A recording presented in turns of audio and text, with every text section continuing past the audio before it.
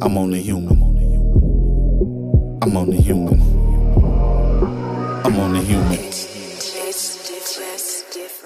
Welcome, ladies and gentlemen, to Sports Talk. I am your host, like always, Zach Barnett. I have a special guest today, and I don't think he needs any introduction, but my guest has had a lot of success on the baseball diamond.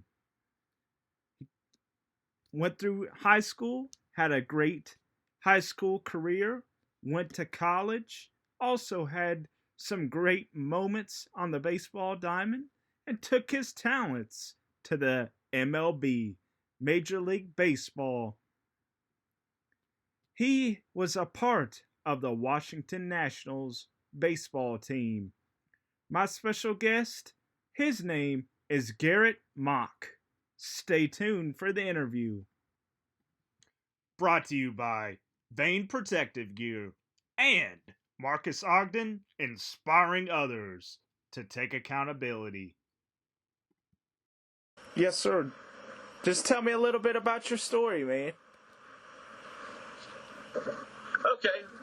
Well, just grew up. Somebody put a ball in my hand when I was 3, and never really was like the best, but just started out just like everybody else does, really.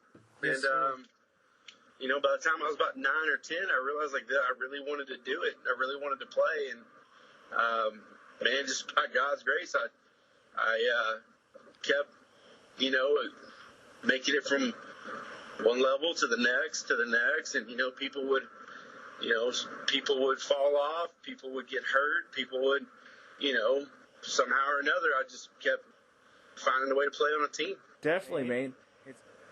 Tell me a little bit about your journey in high school.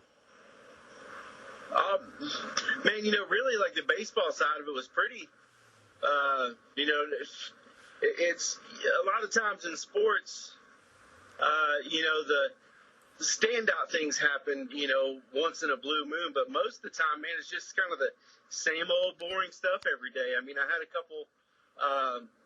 couple really good games in high school. I mean, threw a perfect game one time, and but all that stuff's fleeting. Like, it happened, it was cool. I got to be on TV for a little bit, but the next week somebody else did something awesome and they got to be on TV. Yes, so, sir. all that stuff was all, I mean, I didn't set any records or do anything good, and I think I had just enough talent to get noticed by a junior college. Yes, sir. So, tell me about that transition for you, man, from the high school level to college. Just you got a lot of growing up to do. It every level you get to, it gets a little bit more serious. So, you go to JUCO, and there's different set of signs, different set of coaches, different set of talents. So you got to find a way to adjust to it, and so it was really nice to great school, great coach. It was great. Definitely, man. Well, and tell me just a little bit about your story at University of Houston, correct? You transferred there, correct? Yeah, I went to U of H for 2 years, and I think I was pretty average there too. I got to play with some really good ball players and made some really good lifelong friends that I still talk to this day. And man, just U of H is just an absolute first class program. Yes, sir. Everything they did was just as good as you can get, and they're still doing good. They're still pumping out championships every year, and so and I still live in Houston, so I get to visit with them. Definitely.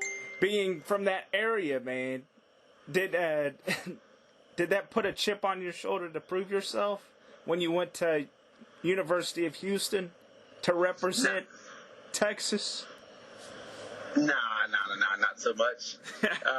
All the guys that you play with, you grow up playing around all the same guys. So now a lot of the guys that when I got to U of H, I mean, heck, I played summer ball with most of them, and the guys that I didn't know, they just come in and I'd drop. Now you have a chip on your shoulder to beat Rice or to beat UT, but once you get there, man, it's getting into the trying to do the best you can to turn yourself into a team.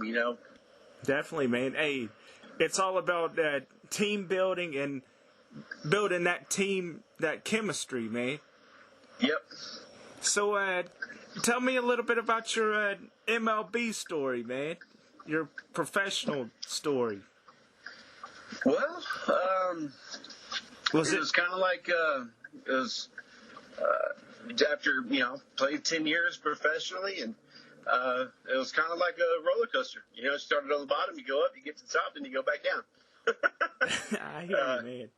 I got hurt while I was up there, and I had it was affecting my performance. Like, in 2009, towards the end of 2009, I really solidified myself as a guy with a potential in the future in the big leagues. And in 2010, I had a rocky spring training, but I had such a good track record from the year before that, I made the team. And after my first start of the season, man, like, things just weren't feeling right. And, the day after the start, the injury that I was pitching, and for some things weren't going the way that they ought to, and I just couldn't pinpoint it.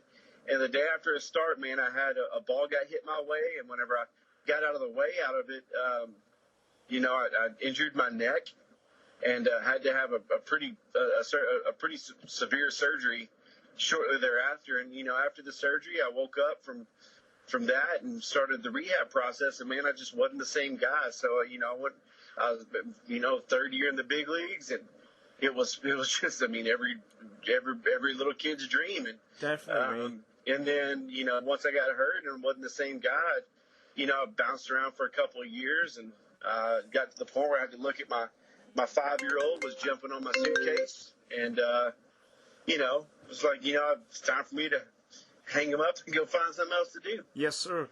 So tell me just a bit about the talent that had the most impact on you as a player in person. What players had that type of impact on you? You're always, whenever you're there, you always have, your peers. And, I was fortunate to play around some really good guys. And, as far as the talent, are you asking like the talent that I was the most impressed with?